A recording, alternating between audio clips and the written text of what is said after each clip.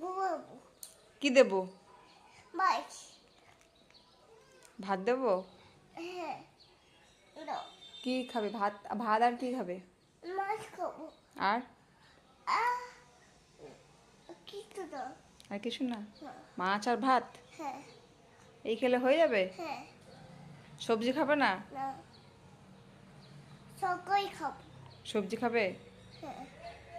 সবাই সবজি সবজি সবজি সবজি সবজি খাবো কি খাবো না।